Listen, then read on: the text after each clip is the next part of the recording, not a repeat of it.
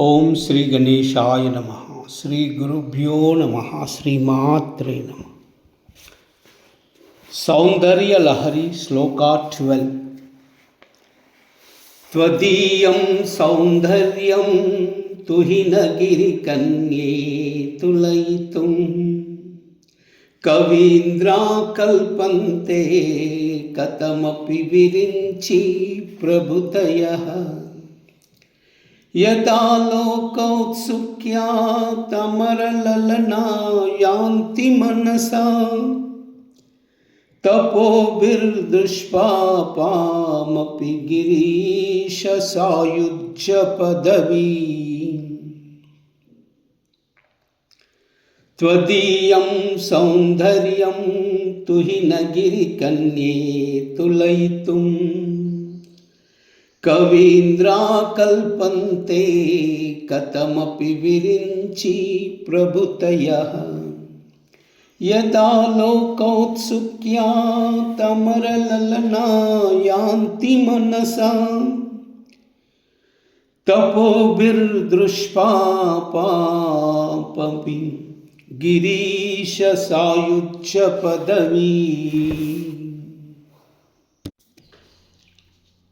హో హిమగిరి కుమారి, నీ శరీర లావణ్యమును అవయవముల సౌందర్యమును సరిపోల్చి వర్ణించి వరించుటకు బ్రహ్మ, విష్ణువు, ఇంద్రుడు మొదలగు కవిశ్రేష్ఠులు నిన్నెట్లు వర్ణింపజాలకున్నారు.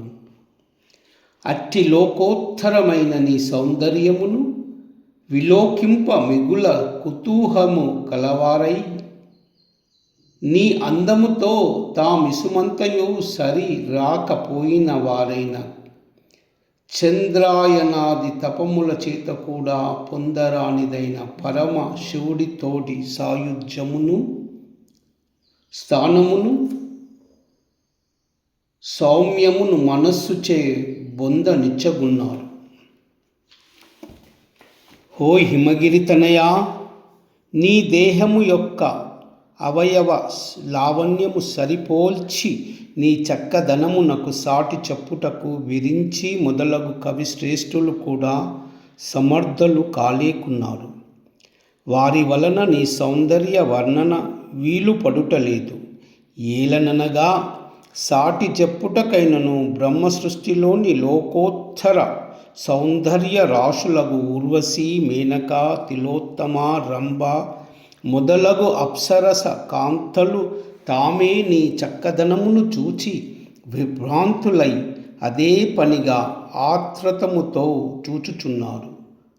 ఆ నీ సౌందర్యముతో తాము ఈషత్తు కూడా సరిరాకపోయి తపముల చేత కూడా పొందరానిదైన పరమశివునితో సాయుజ్య స్థానాన్ని మనస్సుచే పొందుటకు ఇచ్చగించుచున్నారు.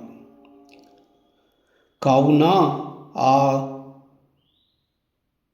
ఆ సౌందర్యము చూచుటకు శివునికి మాత్రమే తెలియను. కావున ఆ అప్సరస వనితలు శివునితో మానసికంగా ఐక్యము కోరుచున్నారునుట. ఓం కైలాహ్రీ అసకాలహ్రీ సకాలహ్రీ కైలాహ్రీ అసకాలహ్రీ సకాలహ్రీ కైలాహ్రీ అసకాలహ్రీ సకాలహ్రీ. సర్వమంగళ.